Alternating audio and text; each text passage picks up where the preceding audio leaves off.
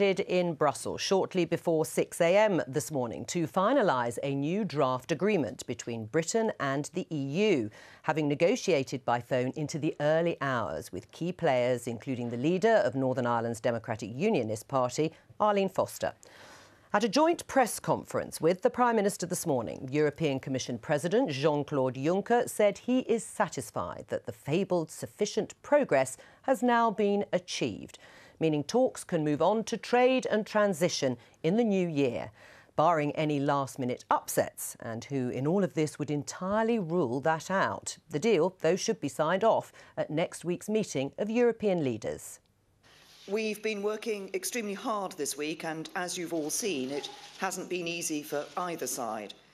When we met on Monday, we said a deal was within reach. What we have arrived at today represents a significant improvement, and I'm grateful to the negotiating teams led by David Davis and Michel Barnier for their efforts. Getting to this point has required give and take on both sides, and I believe that the joint report being published is in the best interests of the whole of the UK. I very much welcome the prospect of moving ahead to the next phase, to talk about trade and security, and to discuss the positive and ambitious future relationship that is in all of our interests. On the basis of the mandate which was given to me by the European Council, the Commission has just formally decided to recommend to the European Council that sufficient progress has now been made on the strict terms of the divorce. While being satisfied with today's agreement, which is obviously the personal success of Prime Minister Theresa May, let us remember that the most difficult challenge is still ahead. We all know that breaking up is hard, but breaking up and building a new relation is much harder. Donald Tusk there. Camilla, can Theresa May rightly claim personal success for this? Well, they say a week's a long time in politics, and if you compare where she is now to where she was at least 48 hours ago, where I think actually senior Brexiteers were ready to really perhaps be a little more disloyal than they have been in being very vehement about the fact that they felt she might have been rolling over, that they felt it was going in the wrong direction. You had Jacob Rees-Mogg obviously talking about the pinkening of her red lines at PMQs, Peter Bone making a joke about did she need him to accompany her out there to secure the negotiations, and the DUP being thanked for securing a better future in terms of Brexiteers. I think that things have changed, and I think the fact that she's been personally congratulated by Tusk and as well by Juncker, that didn't show in that speech there, but he also said it was a personal victory for her, I think takes her into a much better position this weekend than she may have been. Right. Do you think the people that you just mentioned, Jacob Rees-Mogg and Peter Bone and the likes, they are on board, are they now? Well, so far, actually, Leave Means Leave haven't released a statement yet, and they represent all of these Brexiteers. On one hand, I think we've heard from Farage this morning and some of the others who seem to be on the more extremist end of Brexit, who obviously aren't going to be happy, just as those on the extremist end of any debate are often not happy with what seems to be a compromise. I think the EU has met us a long way when it comes to ECJ. I think there's been some concessions made by this side. I think so-called pragmatic Brexiteers will probably be saying to themselves, well, it's not perfect, but it's better than where we thought we were earlier in the week. And equally, I think you've got a situation where people are accepting that in a compromised series of negotiations, no one's going to be 100% happy. And in fact, if anyone was 100% happy, that would mean that the negotiations were too far weighted in one favour or the other. I mean, it has been a Herculean task to get all the different strands on board. The Irish government, the EU, they're on the same side. You've got the DUP, you've got both wings of the Conservative Party, and she's managed it. She's managed it.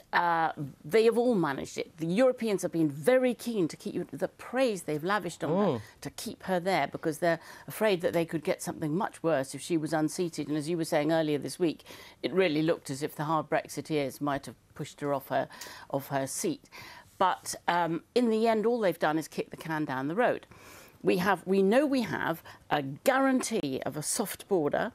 We have this alignment right across the whole European Union in terms of trade. If the trade deal isn't actually secured, it's the fallback option, isn't it? Full alignment for the whole of the UK. Yes, but you can't have both things. I mean, if you have alignment, it has to be has done it in the customs union rules. But I think the because, hang on a minute, wait a minute.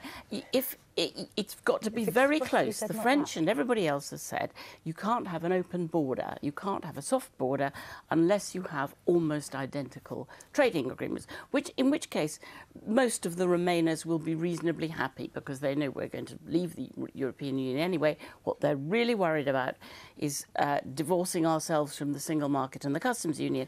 And if, in effect, we're more or less staying in it to keep the border open, then they're happy. But when that becomes clear, the other lot won't be. Peter Bones and we're going to will explode. Well, and we're going to pick over it just like a dog with a bone later in the programme. So the deal came before dawn, allowing Theresa May and her negotiating partners in Brussels a chance to smile over croissant and orange juice.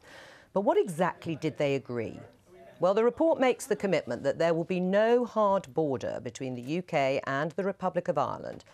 It's unclear how this will be achieved, but in the absence of agreement on the issue between the EU and UK during trade negotiations, it says the UK will maintain full alignment with EU rules in areas relating to Northern Ireland. The Good Friday Agreement and the Common Travel Area will be upheld. EU citizens living in the UK and vice versa will have their rights to live, work and study guaranteed. UK courts will preside over enforcing the rights of EU citizens in Britain, but can refer unclear cases to ultimate arbiter of union law, the European Court of Justice, for 8 years after the UK's withdrawal. In terms of the money, no specific final figure is mentioned, but the two parties have agreed a formula to calculate the financial settlement. The UK has made a number of financial commitments, including paying into the EU budget as usual in 2019-20, as well as its pension contributions liabilities. The report will have to be agreed upon by the European Council summit next Thursday and Friday before negotiations about the UK's future relationship with the EU can start. We're joined now from Brussels by our correspondent Kevin Connolly. Kevin, everybody talks about give and take. Who's given more and who's taken more?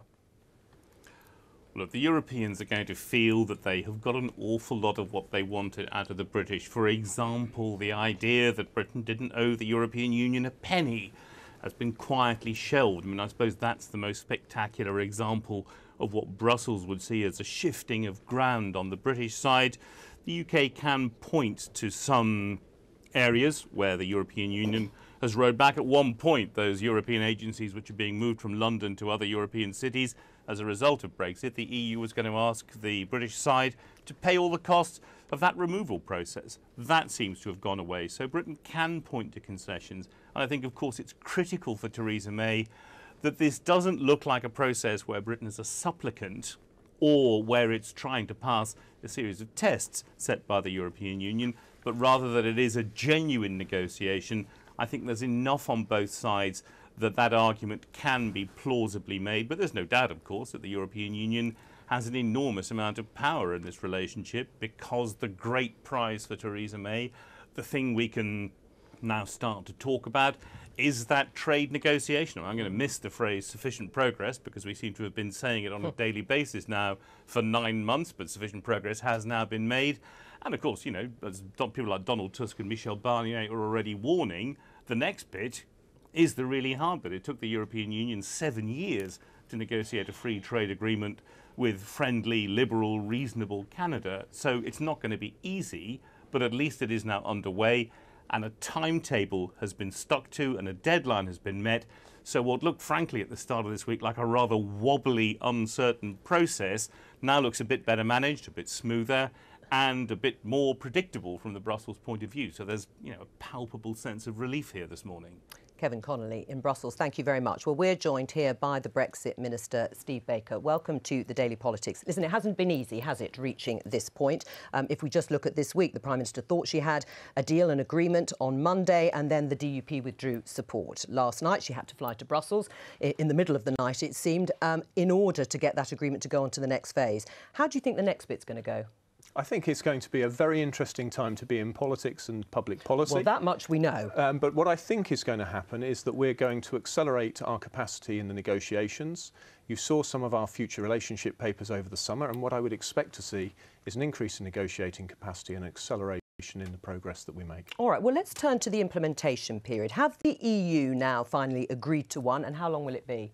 Well, we need to get onto the future relationship negotiations before we can agree an implementation period. So that's something we need to do after the Council. Right, but there is going to be an implementation period. But as you know, that is the government's policy, and I'm glad that it is. Right, but you don't know how long it's going to be. Well, we expect it to be 2 years, but as the Prime Minister has explained, it's about how long we need to do the practical things which lead to the best possible exit. So it could be longer than 2 years. Well, we expect it to be 2 years. I mean, during this implementation period, as I understand it, the UK will remain in the single market and the customs union, and the European Council guidelines for the future relationship say that.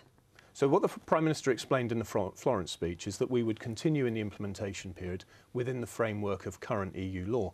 But a point which has not often been made here is that in order to conclude the future relationship agreement, we need to be outside the treaties, which is a matter of EU law. So the trick is to leave the sphere of treaty law and be outside the EU without changing all the practical arrangements, so that we have that period of stability and continuity within which everyone can adjust. Right, well, I've got the Council guidelines here in front of me, and they are talking about transitional arrangements. And it says, in order to ensure a level playing field based on the same rules applying throughout the single market, changes to the acquis adopted by EU institutions and bodies will have to apply both in the United Kingdom and the EU. All existing union regulatory, budgetary, supervisory, judiciary and enforcement instruments and structures will also apply.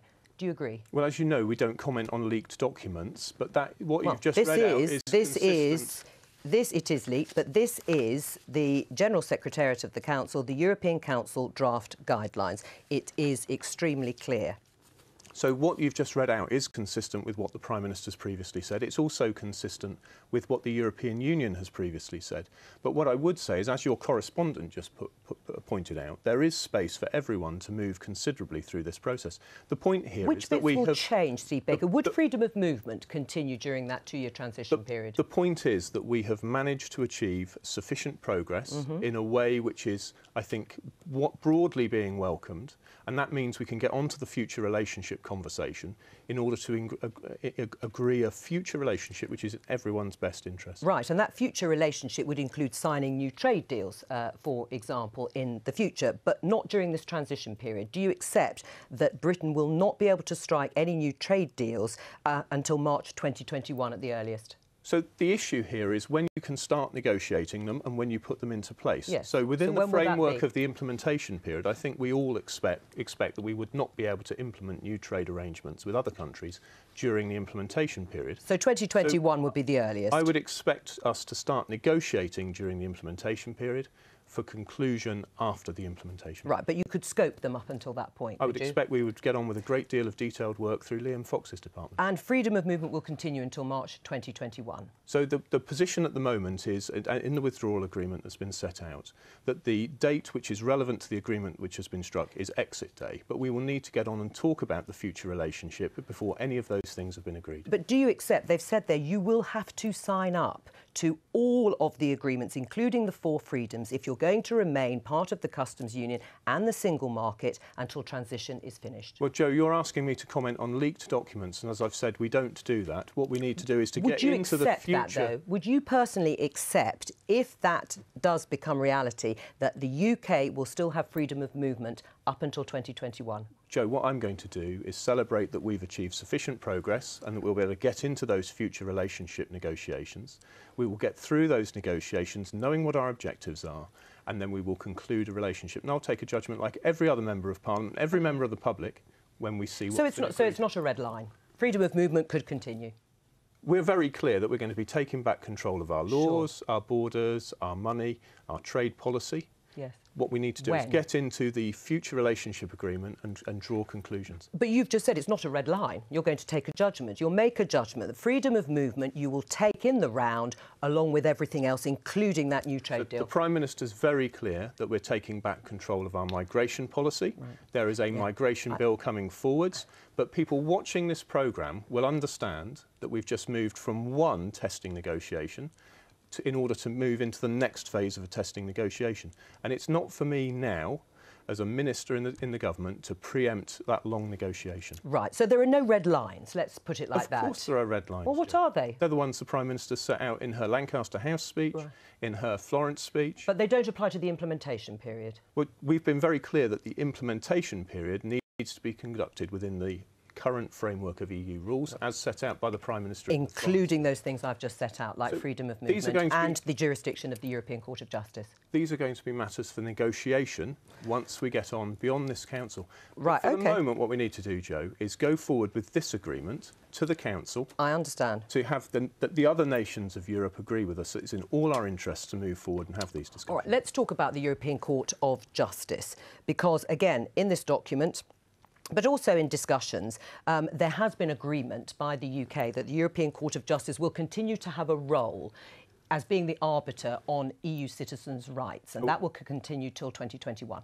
You've got a number of documents. You mean the withdrawal agreement? Well, I mean the agreement that you've signed up to. So the withdrawal agreement's very clear that there's a voluntary, limited role for our courts to refer cases to the European Court so that we can establish a body of case law within the withdrawal agreement. But let's just keep it simple for our viewers. The ECJ, the European Court of Justice, will continue to have a role as the ultimate arbiter beyond transition for 8 years. So the direct jurisdiction of the Court of Justice will end. There will be a capacity for our courts to make a voluntary referral to the Court of Justice well, that's on not case law where there's a gap in case law on the body of law as it exists on exit date. All right, and so I think that is a reasonable thing to do to give citizens certainty. Oh, it may well be. As the withdrawal agreement beds in, so that we can all understand that case law on the withdrawal agreement is being consistently interpreted. And I think that is a civilised and decent thing to do for European citizens, which I would have thought that people who took the view we should treat people well would welcome. Right, and you may well be right, but it wasn't what we were led to believe by some of your colleagues who said that every single aspect of the ECJ would end when we leave. Well, this is a negotiation, and we've worked through a range of complex issues, and we've reached a position which I am very happy to accept, much as we would many of us would have liked to keep things very simple for everybody. But the reality is that we need to do what is right by European citizens, and we've agreed this mechanism of voluntary, limited referral on narrow grounds, which I think is reasonable as we establish the case law of the withdrawal agreement. All right, let's talk about the agreement, the full alignment, this term that has been used in order to get agreement from the Democratic Unionist Party. What does it mean? So the first thing to say about it is it refers to a fallback scenario in the event that we don't reach a quality future relationship agreement, because we want to honour the Belfast Agreement and ensure that North-South cooperation on the island of Ireland continues. Right. So things like the single energy market, it's important for everyone on the island of Ireland that it should continue. And so this is about a fallback position. It's not about where we want to go. The document's extremely clear that the United Kingdom will preserve its political and its economic integrity, that the United Kingdom will leave the customs union and the single market. Right, but what does full alignment mean? It is a fallback position, so we have to take it into account and consider it. You've said the integrity of the UK will stay in its entirety, so does that full alignment with customs and with standards of the EU apply to the whole of the UK in that fallback scenario? So I'm expecting us to discuss all of these issues when we get onto the future relationship discussions. So it could? So I would expect us to agree objectives and then regulatory recognition, which is a standard practice in trade agreements, so that we have a capacity, as the Prime Minister again set out in the Florence speech, to sometimes agree on what we want to achieve and how we do it, and sometimes to agree that we will differ in how we meet the same shared objectives. But in order to keep that soft, open border between Ireland and Northern Ireland, you accept that in that fallback position, we as a country will be signed up to the standards and regulations and customs of the EU. What I accept, Jo, is that we've had a great success this week. I know that, but you are not answering the questions about what has actually been agreed. Jo, I would have thought you would welcome that we've got onto the future relationship agreement, which will allow us to resolve some of these issues collaboratively and jointly in everyone's mutual interests as we go through the rest of the year. How did you get the Democratic Unionist Party to agree to this when they were so unhappy just a few days ago? I wasn't party to the conversation with the Democratic Unionists, but they have, as they've explained, I saw Arlene Foster Minister on the television explaining that there have been a number of changes, in particular the commitment to maintaining the constitutional and economic integrity of the United Kingdom, including Northern Ireland. Right, let's talk about the money just briefly. Philip Hammond says we will be paying that divorce settlement bill even without a trade deal. Is that right? Well, the situation is that nothing is agreed until everything is agreed. So he's wrong? But the situation is, as it says in the agreement, that nothing is agreed until everything is agreed. We're a rule of law nation state which wishes to honour its commitments which we've incurred in the course of our membership, but we are moving through this negotiation in a spirit of goodwill, wishing to set up a new partnership which serves us all. Right. So when Philip Hammond said that he would find it inconceivable that we wouldn't actually pay for our obligations and our contributions, even if we didn't secure a free trade deal, did he misspeak? Well, we're proceeding in a spirit of cooperation, looking towards our future relationship. And in those circumstances, we would expect to meet our commitments which we have entered into, and to move forward into that new relationship, and these things go together. So I think what we need to do is focus on a process of moving through the negotiation to land in a place which suits everyone. Right, I'm still not clear. Will we pay the £45 billion that has been talked about in the divorce settlement, whether we get a trade deal or not? I'm not expecting to pay a figure as high as £45 billion is the first thing. All right, 40 billion then. But what we're expecting to do is to move through into a process where we conclude a relationship in everyone's best interests, and that is where all of us should be focusing our efforts. Polly Toynbee, listening to Steve Baker there, do you think it is clear that there are no more red lines in the negotiations that are now going to proceed? I'm delighted to hear that it really sounds as if there aren't. I mean, I was on the Daily Politics with Steve before he became a minister. Wonderful, these magical transformations, when he was an adamant leaver, and he would not have accepted paying significant amount of money, still remaining under the ECJ. After all, the ECJ has only ever had a small role. We won't be and under the ECJ. Above all, alignment such as we can have a soft border with Ireland, which is a very good thing. DUP were absolutely right about that. Quite right that it has to be across the whole country. But that alignment means, in effect, more or less, staying in the single market and the customs union. If that's what happens, I will be delighted. Right, will we, and can you guarantee that's the whole of the UK? I don't think I've changed my views in any substantial way. I've always been a rule of law conservative. I've always understood that we would want to go forward and have a cooperative relationship. What I've wanted to do is change the structure of that relationship. But what I would expect to happen, in particular, by the way, it's a mischaracterisation to talk about being under the ECJ. We will not be under the ECJ.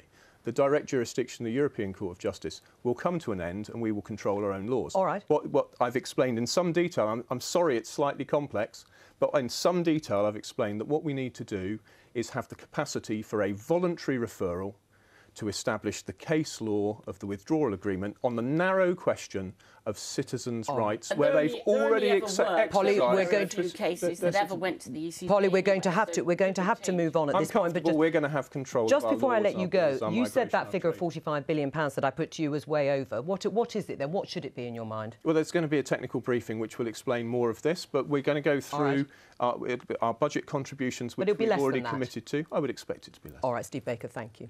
Now, how has the deal been received by those within the Labour Party, arguing for the closest possible relationship with the EU after Brexit? Well, Chuka Umunna from the campaign group Open Britain joins me now from South London. Chuka, do you welcome this agreement? Well, I'm pleased we're moving to the next phase. It's about time. The government has wasted a lot of time so far. We're 18 months into this process, halfway through the whole process, and very little progress in the overall scheme of things has been made. So, yeah, I'm pleased. But, I mean, it's interesting listening to Steve Baker there, radically trying to repaint the red lines which were set out in the Prime Minister's speech at Lancaster House last January. If you go back to all the things she said, you know, there would be no adherence to European Court of Justice rulings. Clearly that's going to be the case in respect of EU citizens' rights in the document that has just been released by the Commission. We were told there wouldn't be huge contributions into the EU budget. We will be contributing into the EU budget until 2020. And of course, there's a big divorce bill, which in some respects was the price of being able to move to the next stage of over £40 billion. So what should the Labour Party, what should the Labour leadership under Jeremy Corbyn and Keir Starmer, when it comes to Brexit, what should their position be now? Well, it's very clear that in order to be able to get the exact same economic benefits as we enjoy at the moment in the European Union once we've left, we need to stay in the single market and the customs union permanently. A lot has been talked about transition. Business has asked for a decent transition period, quite understandably so. But of course, what transition does is it simply delays jumping off the cliff if you don't have proper arrangements in place afterwards. Right, so do you expect, is no safe harbour. Do you expect to hear that now from the shadow team in your party, that they should commit to staying in the single market and the customs union?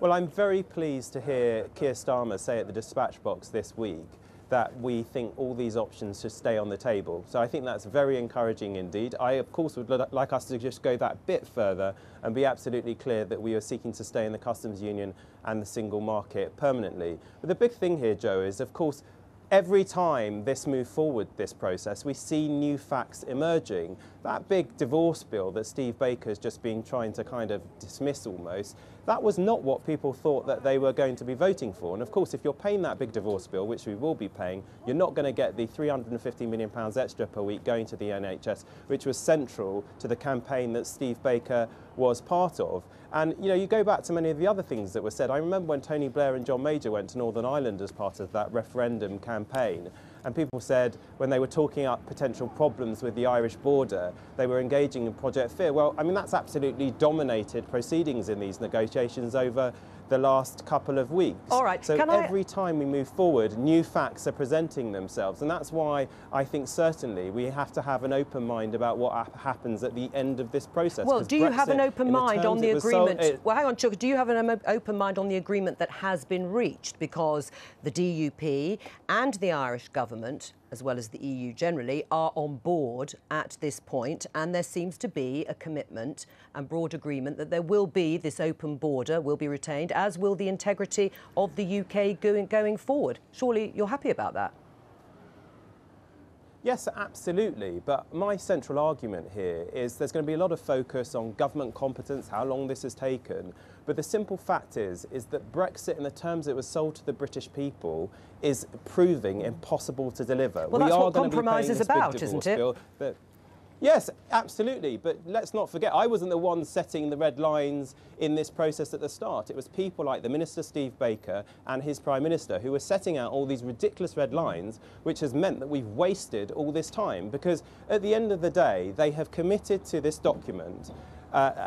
They committed to the concept of alignment. The whole reason people like Steve Baker, Boris Johnson, Michael Gove and others were arguing for us to leave the European Union was to enable divergence. Now they've just agreed to alignment. Why are we going through this whole process? All right. Thank you very much, Chuka Umunna. Well, we've heard from some Brexit-supporting MPs from within the Conservative Party this morning, and on the whole, they've given the deal a cautious welcome. But what of the self-styled guard dogs of Brexit, UKIP? Well, their party leader, Henry Bolton, joins me now. Do you want to join the queue of Conservative MPs who are congratulating the Prime Minister and the government on this agreement? No, absolutely not. No, and good afternoon. No, I mean, what this is a total sort of surrender to the European Commission. And in fact, having worked in Brussels for 3 years, I recognise the style of the document that's been produced, and I would say 80 to 90% of it was actually drafted in Brussels. Of course, we don't know that, but that's my guess. But the prize is a trade deal is now going to be negotiated, and if Britain is successful in that, surely it'll have your support. Yes, but if there is no agreement, then we stay under full alignment. And full alignment means effectively that we are tied to the customs union, to the single market, and therefore to the European Courts of Justice in that regard. But also Steve Baker's just said we won't stay in the immigration. customs union. Steve Baker has just said we will not stay in the customs union or the single market, and that this full alignment is a fallback, I should say, option, and will only apply to certain areas that are agreed in the Good Friday Agreement. Yeah, but that's not actually correct, because first of all, I mean, yeah, we may not be part of it, but what we will be having to do is comply with it in every respect. So we won't have the freedom to move off it if that's in the best interests of the country, for example, in terms of trade deals and so on, and aligning ourselves to the requirements of other export markets. But with regards to the Good Friday Agreement to the Northern Irish border, that's the start of all this. Well, first of all, the British government and we have never asked for, the UK has never asked for a border there. What Theresa May has allowed to happen is that the European Commission, who want an external border to the European Union, want us to come up with a solution there. But what we've agreed to do in this agreement, or what the government has agreed to do, is obviously a line for Northern Ireland. But then by the following, that's I think paragraph 49, paragraph 50 of this agreement actually says that the UK will not actually implement any barrier to alignment between Northern Ireland and the rest of the UK. Right, but and therefore we're tied to we are fully tied to it as the entire UK. And I don't support in any way, absolutely oppose anything that provides an obstacle between Northern Ireland and the rest of the UK. But the point is, Henry Bolton, you are a lone voice, really. I mean, UKIP has, to some extent, been marginalised. And if Eurosceptic Tory MPs and ministers have signed up to this, then your words are going to fall on deaf ears. I don't think so. I mean, there's a fair observation, but the thing is, they're all aligning behind this because the Tory party are in such a mess over this. We've had a sequence of rather disastrous political and diplomatic events over the last week. Well, they're all united, aren't they? Well, they're united because they want to preserve the Conservative Party in power, and that's what this is about. Well, they may say that's the point of them. That's why Steve. But it's why Steve Baker is trying to sell this as the headline issue. Isn't it good news that there's an agreement? Well, you know, unfortunately, what they're relying on is that 99% of the population won't actually read the small print, and the small print says you've basically made an agreement where you're going to be handing over a whole load of money that we're still not going to have control over our immigration. We're still going to be tied, even if not actually intrinsically members of. We're going to be tied to the European, or to the common market, the single market, and the customs union, and therefore the ECJ. Okay. So there is no withdrawal from this, and there's no end state to it either, or any incentive to reach a further agreement. Henry Bolton, thank you very much. Before I move on to my next guest, Camilla, your observations so far, having listened to Steve Baker, who was always described as an arch Eurosceptic, and also to Henry Bolton of UKIP, do they matter? First of all, I think we need to have further discussion of what this full alignment means, because it's lost the word regulatory, which means it's open to much wider legal interpretation when the time comes. And as you've pointed out, and Steve Baker did, is a fallback position. Second of all, I think we also need to look at the fact that when Polly said we'd kick the issue to the curb a little bit, we've put it into the long grass because we need to get to the next stage. That was because the government always started from a position that you couldn't discuss the Northern Ireland border issue unless you were discussing the trade agreement. So they have achieved something in that they've moved that particular plank of discussions to the next stage because they belong there. Therefore, I think when we break this down, because it's actually getting quite complex and technical, let's just think about what readers will think. Readers or viewers in our case. My readers, your viewers. They will be concerned with the price that's put on this. And obviously 40 billion is being bandied around. And what I'm interested in is what price people will find acceptable. Will the Brexiteer readers of our newspaper think that it's short-term pain for long-term gain? All right. Now, we're joined by the Shadow Brexit Secretary, Keir Starmer. Welcome to the Daily Politics. Should the PM be congratulated? It's good there's been progress. Obviously, it's come a bit later than we thought, but it is progress, and it was really important that we hit the deadline next week, because if that had been missed, it was going to be another 3 months until we could have got to that deadline. And we do need to move on to talk about the next stage. Most importantly, transitional measures, because businesses, as you know, around the country are all saying we need to know that there will be transitional measures and they'll be on the same terms as now. Now, that's a debate that should have started in October, quite frankly. It certainly needs to start straight away. So it's good that we've got to this stage. When are we going to hear from Jeremy Corbyn, the leader of the Labour Party, on this very important moment in Britain's constitutional history? Well, Jeremy dealt with Brexit, I think, at PMQs this week. I'm sure but today an agreement has been reached. Wouldn't you expect to hear from Jeremy Corbyn? Well, Jeremy's over in Geneva. We had a statement out, I think, within about half an hour of the developments in Brussels. I've done various bits of media this morning. I do various more. I hope that is putting across our message in the way Well, let's try and get to the bottom of what. what your message is, because you want to retain the benefits of the single market as closely as possible. Yes. Isn't the best way of retaining the benefits of the single market staying in the single market? Well, this question of staying in just needs to be dealt with, and we haven't really dealt with this adequately. At the moment, we're an EU member, and as an EU member, we are in the single market. When we leave, we then have to strike a new agreement with the EU. Right. That's the only way. There's no staying in. You've got to do something positive. You've got to do something. So you've got to reach an agreement. What we're saying is reach an agreement, and reach an agreement that delivers the benefits of the single market so we can participate. But the EU aren't going to give us a deal where we keep all the benefits of the single market without the four freedoms. So, as I say, if you want to retain the benefits of the single market in the way that Labour has described, you need to stay in the single market. Well, again, there's no question of staying in. We've got to... There's no question of staying in. That's off the table. No, I really don't want to lose this. In the clarity of this, we are in the single market as an EU member. If we are to fully participate in the single market in future, we need to strike an agreement, a treaty with the EU going forward. That's what Norway did 24 years ago. It's what we will have to do, a 21st century version of that, that allows us to participate fully in the single market. Now, that has to be negotiated. In the meantime, what we've said, transitional, we should stay in, because that is something available to us under Article 50 of the agreement. After that, strike a new agreement that allows us to participate fully in the single market. That is what we want to achieve, and we want to achieve it because it makes sense for businesses. All businesses want to trade as successfully in the future as they have done in the past. Will it be a difficult negotiation? You bet it will. Is it worth having? Yes, it is. Can I just clarify then, because your colleague Jenny Chapman was sitting where you are and said to me a few days ago that the issue of staying in the customs union should be left on the table. Oh, well, hang on. The customs union is different. So the single market is definitely... I know, because I just need to clarify it for viewers who may be thinking, like Chuka Umunna has just said, he'd like to hear you say, we're staying in the single market. And perhaps he thinks that some of the rhetoric from Labour actually implies that is what you want to do. But you've said it's off the table. No. As our current membership of the single market is on or off the table? Right. Let's just... the single market and the customs union are two different things. They are. Our position is that we want to retain the benefits of both of them, and that all options should be on the table.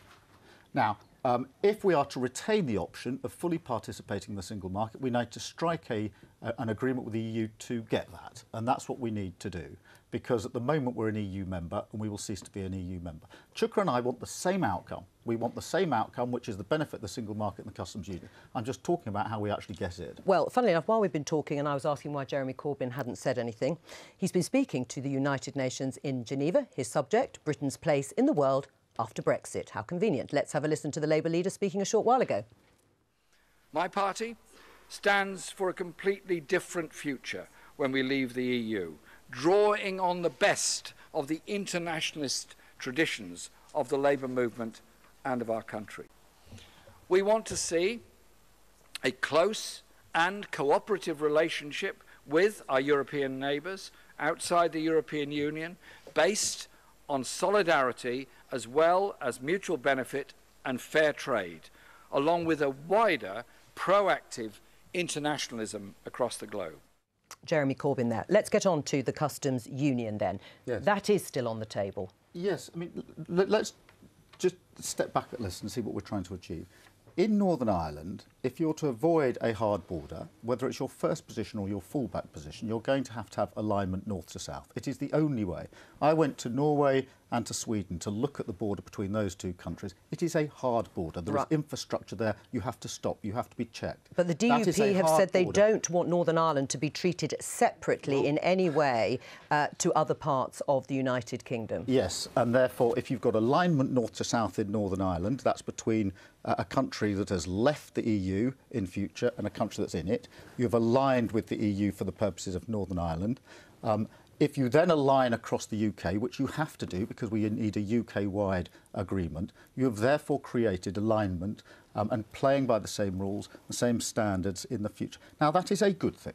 That is a good So thing. you And it's a good thing because it means we can trade in the future with our European colleagues as successfully as we can now. And that is a huge goal that we should all be aiming for. Right. Explain to us how Labour's policy on migration and immigration would work, because in the manifesto it said freedom of movement will end when Britain leaves the EU. Yes. And that is still the case. So during a transition period, will freedom of movement still, you would like to see freedom of movement continue? Yes. I mean, what we've said is we will not reach the final agreement with the EU by March 2019, and therefore there needs to be a transitional period. That transitional period should be on the same terms as now, and that means in the customs union, in a single market, with the European Court of Justice and with freedom of movement, until we reach the final agreement. When we reach the final agreement, that will be the new treaty, the 21st century treaty, if we get this right, that will, I hope, deliver the benefits of the single market and the customs union. That is what we are aiming for. Polly Toynbee. Well, I think that, you know, Keir is a lawyer, and sometimes perhaps people misunderstand the difference between technically being in the single market and actually being on the same terms as the single market. I'm not sure it makes very much difference. What matters is that we get exactly the same trade agreements, single market and customs union, as we have now. It's what matters to the DUP and for the border. There is no way we can have a soft border unless we have an almost identical system to now. Camilla, which means, in a sense, that the extreme Brexiteers, the Rees-Moggs, don't get what they want. Camilla, what would you think of that and your readers? I'm just confused. I know you've tried to explain it a number of times, Keir, but I think readers are really confused by Labour's position in trying to mirror the single market and customs union membership while not actually being in it, or maybe being in it a bit, and what that effect that has on controlling immigration, first of all. I mean, Remainers often say that Brexiteers didn't know what they were voting for, which is a strange premise. Chuck has said it earlier. How would he know? He's never been a Brexiteer. Brexiteers voted to maintain some full control of our legal system, to control immigration, to have free trading partnerships with the rest of the world, and to move forward in that brave new future. What you're both suggesting is a fudge, and it's not what the British public voted for. Right. What about the... Yes, answer that first. There are two bits of this. There's the referendum, and there's what's the future relationship with the EU going to be? What's actually going to be the base of the next 40 years? I don't think anybody voted either way to damage our trading relationship with the EU. And if we don't stay aligned, if we don't have the benefits of the single market customs union, if we haven't got a customs union arrangement, if we're not fully participating in the single market, you will damage our trade with the European Union. Right, that is so we will be rule takers. And I haven't met anybody who voted leave who said, I was voting to damage our trade with the EU going forward. Nobody suggested that they have. Unless you stay aligned, unless you're participating fully in the single market and the customs union. That's why these are so important. In the end, maybe it is overly loyally. What we want is the single market and the customs union, a set of arrangements delivering in the way that they deliver now, because that's the only way to preserve trade in the future. And nobody voted to damage our ability to succeed in trading with the EU in the future. And we need to be clear about this, because whatever this arrangement is, it's going to be the arrangement for decades to come, and we need to get it right. And we need to make a big decision, which is, are we looking at Europe as our major trading partner of the future, or are we under the sort of fantasy that there's some other set of countries out there that are going to make up for everything we lose in Europe? Right, but by staying fully aligned in the way that you have just said, with those sort of customs and standards, we will, in essence, be taking some of the rules from the European Union, which is not what Brexit meant.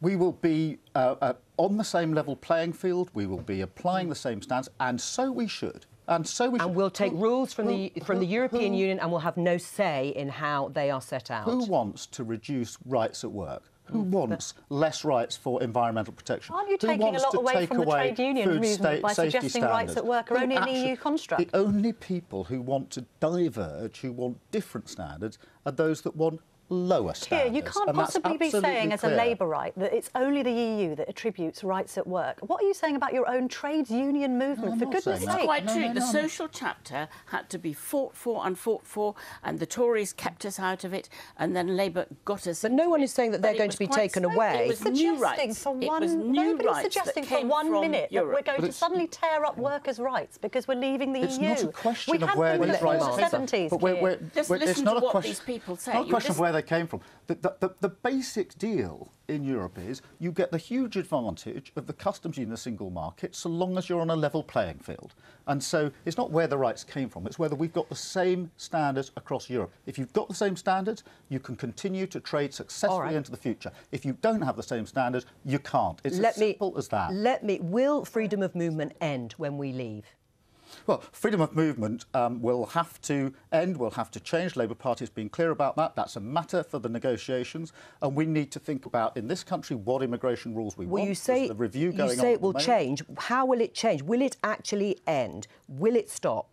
Yes, because once we leave the EU, the rule about freedom of movement goes. We don't have any immigration rules then, and we've got to draft them. That is what we're expecting, an immigration bill coming down the track probably next year from the government, because once we leave, those rules are gone, and we've got to therefore craft them in our own legislation. And then you accept that we will not have the access to the single market in the way we have it now as a member. Well, that depends on the negotiation. It depends where we end up with. So it's a cake and eat it. No, it's not cake and eat it. But who would start the Who would start the negotiations by saying, please chop my right arm off or my left arm off because I want to be worse off than I am now? Of course you start by saying, we want the benefits, we want a model that works for the 21st century, and we want a discussion about freedom of movement. This is not against an unchanging European background. Europe has changed over the years, as you know. We haven't established in this country precisely what rules we want in immigration. And to chuck that away before we start it means that you would damage our trade with Europe, and I don't think anybody voted for that.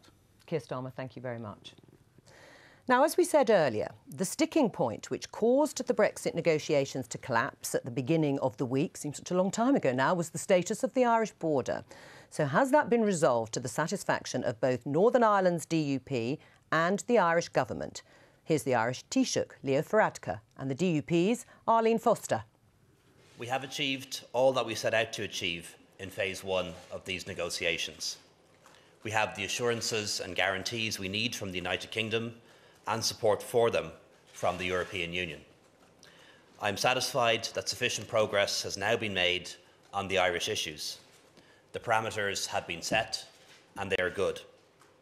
Now we can move on to work out the detail of what has been agreed, to talk about the transition phase, free trade and the new relationship between the EU and the UK.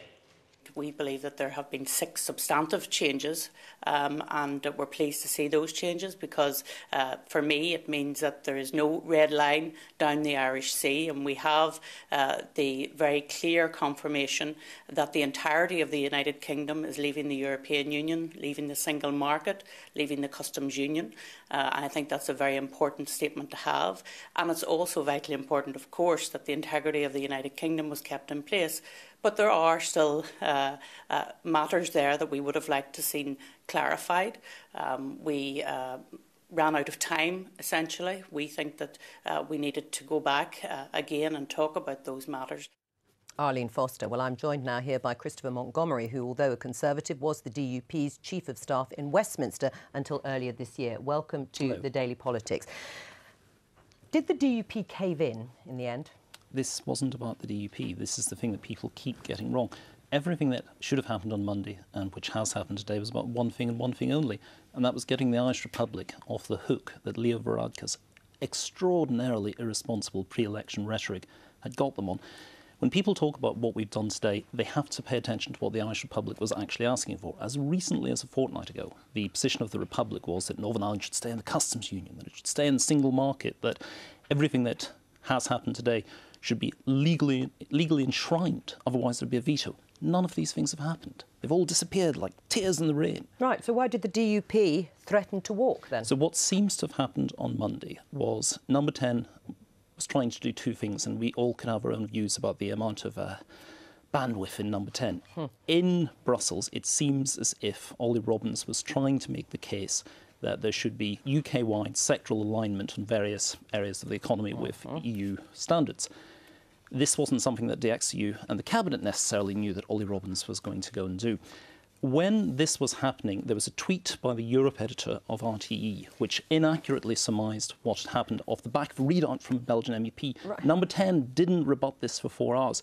In these sorts of high-pressure talks, if something goes unrebutted for 4 hours, that sends a signal to people unless they're told this isn't a signal being sent to you. Well, so you're saying it was one tweet that brought the whole thing down, that actually otherwise everything would have gone very smoothly and the DUP would have been totally happy? I would love to blame Twitter and the media for everything, but you have got to put some degree of blame on Number 10 for not nursemaiding the unionists more. You've got to put some blame on the unionists for not having the relationship with Number 10 in a more high-functioning fashion. Right. So nothing's really changed. So, not a thing. Right. So why have they agreed to it, the DUP, then? Because it was utterly meaningless. That's the point. The words that have been agreed to are complete spoof. They were only a device to allow the Republic to retreat from the excessive rhetoric they'd engaged in even up to 2 weeks ago.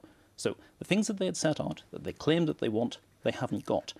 There was supposed to be a veto. The Irish Republic was the last country in the EU27 that would ever have cast a veto on the prospect of an Anglo-EU. Well, we'll never know, of course, will we? Because they haven't actually done it. But they don't sound very happy, even now, the DUP. Arlene Foster seemed to be saying it in sorrow rather than anger, admittedly. And Sammy Wilson from the DUP has said that actually this is all conditional and we are not completely signed up to it. So at any point, the DUP, contrary to what you say, could say we're withdrawing our support. But that's the whole point. That's not just the DUP's position, that's the British government's position. The British government's position is that nothing is agreed until everything is agreed. But the point is, we have now pivoted from phase 1 into phase 2. There was a supposed mythical threat of an Irish veto in phase 1. It's gone, it's disappeared, it's vanished, because it was never there. One could argue the threat worked then. To get what? Well, Polly Toynbee, has there been a substantive change between what was in that draft text that seemed to upset Arlene Foster and the DUP so much, regulatory alignment, and what we have now, which is full alignment, which means that the UK will act in its entirety? There'll be no special arrangement for I think there has been a big change. I mean, the DUP were dead right to say no hard border and no border on the sea and do not divide us from the rest of the UK. That was the most important thing. The only thing that's dotty about the DUP's position is why did they ever vote for Brexit in the first place? The majority in Northern Ireland were against Brexit. If they had been in alignment, if they had said, been for staying in the EU and staying in the customs union and staying in the single market, it would all make sense. But the DUP are very contrary. Right. I'll explain the unionist position very simply. They're unionists. The union voted for Brexit. So it wasn't a referendum in Northern Ireland on whether the UK should leave the EU, let alone whether Northern Ireland should leave. It was the same referendum that everyone else had. But the majority voted very sensibly to stay in because they understood about the border. So did North London, and Islington isn't staying either. Right. I mean, in terms of looking ahead, Sammy Wilson has also said, DUP, I know I'm quoting endlessly from him, but said we need to be fully involved in those talks to avoid the hiccup we've had this week. So should they be fully across every I that is dotted? 100%, and this has been one of the institutional failings that's happened at this point. There should have been a cabinet subcommittee. So, I mean, the DUP here really is much more important than people might like to believe. It is the tail wagging the government dog. Well, the DUP has been important, and I think earlier in the week, Downing Street were very much briefing that it wasn't an issue with the DUP, it was very much an issue with Varadkar having seemingly overplayed his hand, perhaps being, perhaps with Brussels behind being the master puppeteer. That was the sense in the week. And yes, of course they've changed the wording. I don't quite agree with that. I think it was more electioneering. Fine Gael have gone up 5% in the polls despite having had yet another domestic political scandal. You've got to understand the Irish Republic has an attitude towards the UK which is chippy. If you're bashing the Brits, it plays well. All right.